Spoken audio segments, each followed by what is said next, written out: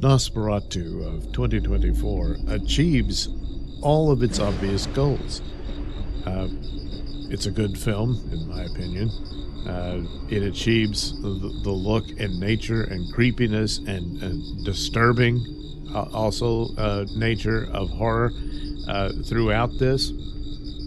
It achieves great respect and tribute to the original silent film Nosferatu, from various obvious things, the narrative in and of itself, the sets and whatnot, the costumes, and of course the nod to the color schemes of the hue of the film. Even though, of course, it's black and white for the silent film, there was still in the original presentation there were different moments where the color tone and hue of it would change, and that is displayed also in this film. And of course it takes step by step the Dracula story, which is what got Nosferatu in trouble at the time, nearly destroying every copy of it in the lawsuit from the Stoker estate. But fortunately, apparently only bits of it survived, whereas it's patched back together to make the whole. But possibly there's more scenes missing, but probably are completely lost. But nevertheless, it had quite the impact of such an intriguing look of the vampire story, and probably the more accurate to not only the Stoker Dracula story, but the lore that inspired it. And this movie goes even more into it with its own narrative of yet another element of how it makes it its own, rather than just, hey, let's do Nosferatu again, in the sense of just overwhelming evil. And there's no other way to put it, the dark shadow of it. Shadow's another nod to, yes, the Nosferatu movie, but it's utilized here in this presence of darkness invading, and no one is safe and all this sort of thing, and it's overwhelming of the presence of this vampire. But it's also a nod to, and I think the vampire lore owes to it, of the European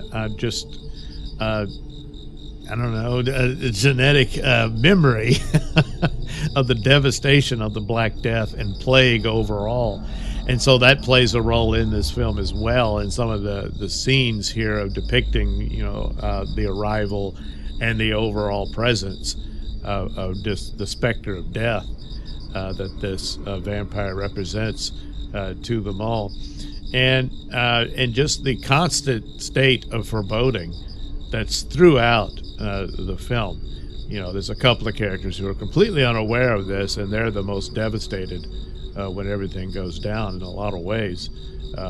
Just how sad and awful the suffering they have to go through as a result of all this evil that's visited upon them.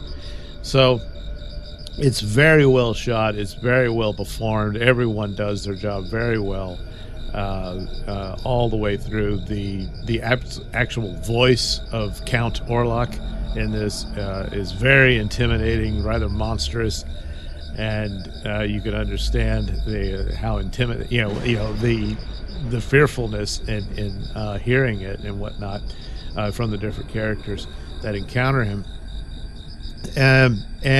But just the overall essence of evil, there's the elements of demonic possession and just the absolute presence of the devil and this sort of thing, which is vampirism and its lore was that this was the work of evil and the devil and that sort of thing. The same would be said, I'm sure, werewolves and whatnot, even though that kind of takes its mythology all the way back to the likes of Zeus and that sort of thing. But nevertheless, always an aspect of evil and of Satan, basically. And that's certainly on display here in multiple ways.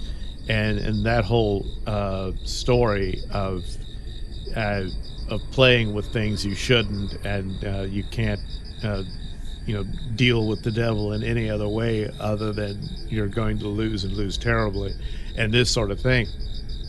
And I'm trying not to spoil anything. I mean, a lot of the elements and plot points of it you already know because of how many times you've seen this story play out.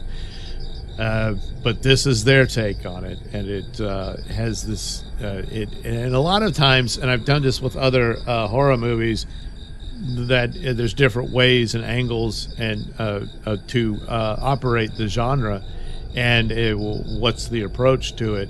And oftentimes, on almost all of them, you have to have the right amount of ambience to it, the atmospherics of your horror movies, almost and sometimes even more important than the players within the story.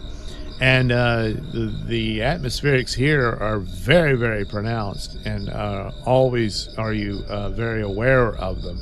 I mean, I watched it in winter time, so it's it's very cold. But even I don't think it'll matter what time of the year you watch it. You're going to just you can feel the coldness of it, and that cold, of course, is another aspect of death, and it's just everywhere in this.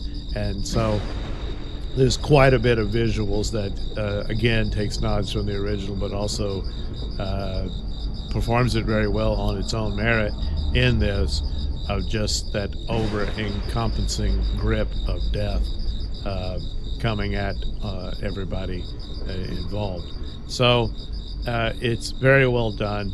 It's just a good movie in and of itself, and everyone knocking out of the park on their performances, however creepy or however sad or innocent and so on and so forth. And it was everything I had hoped it would be. It was I wasn't let down by it. I was always very intrigued by it as soon as I heard about it and saw some of the scenes from it, and it plays out fairly well. Willem Dafoe does a good job in this, playing, well, not the Van Helsing character, but the knockoff Van Helsing character, in it. But he's what you would expect. He understands this, and he's more aware of what's transpiring here more than most. But for him to get there, he's a rather eccentric man, and that sort of thing. And yet he's really the only one who has a good idea of what they have to do to fend this off, and that sort of thing. And it plays out rather nicely with it. But once again, with a lot of horror movies, ultimately the ultimate horror is the sadness, the pain you'll suffer, even if you survive this horror, because you will have lost something so very precious. And again, this also is played out very well.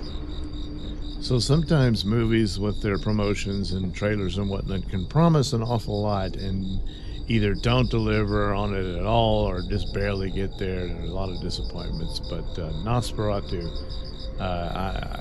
in my humble opinion, delivered all the way.